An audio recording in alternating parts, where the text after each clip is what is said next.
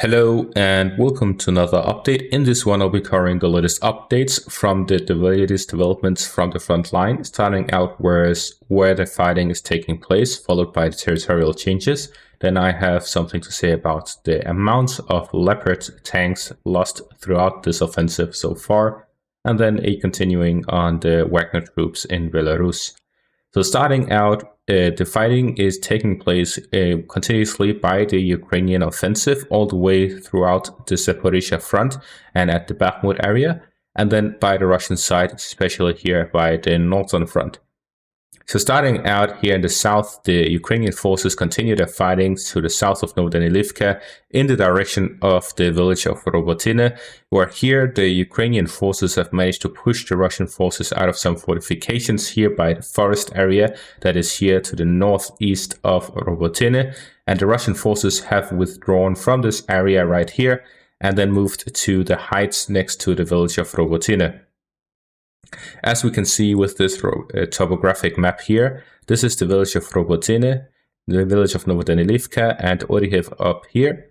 And as we can see, this is the forest line area patch that we saw, and this is the heights that they've retreated to the west of it, at a height of 143 meters.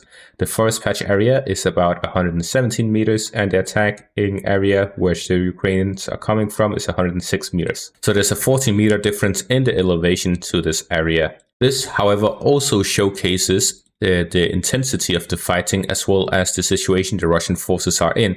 As you can see, the Russian forces now are very close to the village of Robotine with their fortifications and their defensive positions, and the Ukrainians are closing in on it. If we take a look at the current Ukrainian line, we see that they are now only one defensive line from reaching the village and actually starting to engage in combat within the village. And something else to notice is that these fortifications are on the high ground, which means that if the Russians manage to take control over the heights here, they're able to actually fight in the village of Robotine and contest it. So this is actually the last battles the Ukrainians have reached before actually taking control over the village. After this, there's only the fighting of the village, and then there is the first line of defense of the Russian forces going through Verbove, Novoprokopivka. That is the last village the Russian forces have by their defensive line. After the Robotine, then the first line of defense has been reached by the Ukrainian forces south of Orihiv, and then we can see the quote-unquote main push of the Ukrainian forces throughout this offensive. Meanwhile, the fighting continues in the other parts of the front line, although we do not see any major changes in these areas. We do have this video here, which takes a video of a field in the Orihiv front where there's a failed Ukrainian push, where we see some tanks and armored vehicles burning, and this is an overhead view from a drone. And this is essentially showcasing what type of situation these offensives have to go through, which this is just a clear view of an open field, and there's no cover anywhere. They have to go through these areas, and there are mines in these areas, and they have to go through all of this while getting hit by helicopters, anti-tank gun missiles, and artillery systems all the time. There's also drones flying around. So generally, this is a terrible condition to launch an offensive through. To the Bakhmut front, we see here to the south by Klishchiivka, the Ukrainian forces have managed to advance further in the direction of the village of Andriivka, as well as enter the village of Klishchiivka from the south, where we see here that they are continuously pushing towards the village of Klishchiivka, trying to take control over it, and the Russians are fighting for every inch of it as they try to hold back the Ukrainian forces and keep control over the village.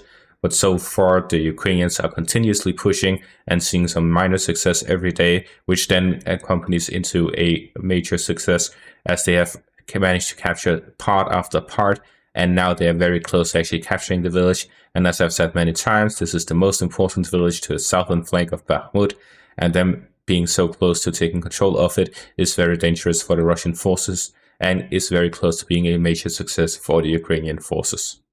Finally, for the territorial changes and fighting taking place, we have to take a look at the Luhansk area, where here the Russian forces have managed to push the Ukrainian forces out of the village of Novochehorivka and Serhivka, and they've also started attacking the village of Nadia as well as Tverdochilibove.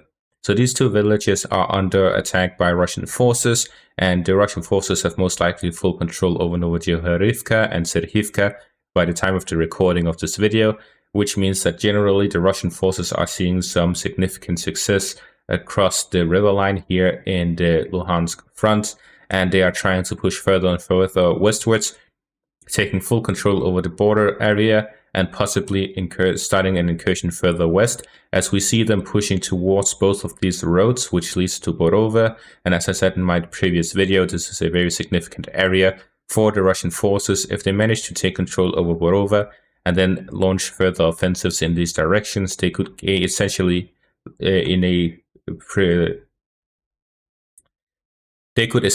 if they continue seeing success in this front, take control over everything to the east of the Oska River line with this push here, where they're trying to get a great foothold across the river line, which would allow them to essentially launch an offensive from this area. And their goals would definitely be to reach the Oska River line, cut off the Ukrainian supplies, and take control over this area to the north of the Severodonetsk River and east of the Oska River line. Then we move on to what I call the Leopard saga, where I essentially took and compiled all of the photos and videos of Leopard tanks being either damaged, abandoned, or destroyed across the whole front line from the start of the Ukrainian offensive until now. And I took a look at them, I compared them, I removed all of the duplicates, all the ones that took pictures of the same vehicles from different angles, all of these things to count how many confirmed, damaged, abandoned, and lost Ukrainian Leopard tanks there are from the start of the offensive until now. And based on the footage I have seen, the visually confirmed losses of Leopard tanks for the Ukrainian forces is approximately 29. It is most likely significantly higher, as I checked the Oryx website where the Oryx goes through all of the lost vehicles throughout the conflict. He only claims 13. I've gone through this footage myself. I've looked through all of the pictures, all of the videos, and I am setting the number at around 29. And as Oryx claims in his website, this is only visually confirmed, so most likely the actual number is much higher. So therefore I'll go with the same quote. The actual number is most likely much higher, but the visually confirmed losses of Leopard tanks is 29. That doesn't mean that the Ukrainians are unable to use any of these 29 further. Some can be retrieved, repaired, and then sent back to the front line. Some of these could be a tank that has been retrieved, repaired, and sent to the front line and then destroyed or damaged again. But essentially, this is the evidence that the Ukrainians, from the start of the offensive till now, have lost approximately 29 Leopard tanks. And this is compared to the fact that they have received 81 from Western countries so far. They've been pledged much more, but what they've received so far is 81. 29 of 81 is 36%, which means that the estimates from the Washington Post is actually a bit under the actual number. And comparing that to the fact that this is only what is visually confirmed, which means that it is most likely higher, the losses of the Ukrainian forces so far in this offensive is very substantial. And finally, we have to take a look at the Wagner movement. So far we have seen 11 convoys going from Russia towards Belarus of Wagner troops going into Belarus. We have seen multiple different camps for the Wagner forces, both around Brest, Grodno, Mezir, Gomel, and other areas within the country. And all of these are being built up. And then I took a look back at an old post by Remy Lind, where he posted around the middle of June. According to Yevgeny Prigozhin, the musicians left on June 5th, and according to forecasts, will be able to perform their assigned tasks on August 5th in full combat readiness. P.S. Always remember, nobody would say the exact date publicly.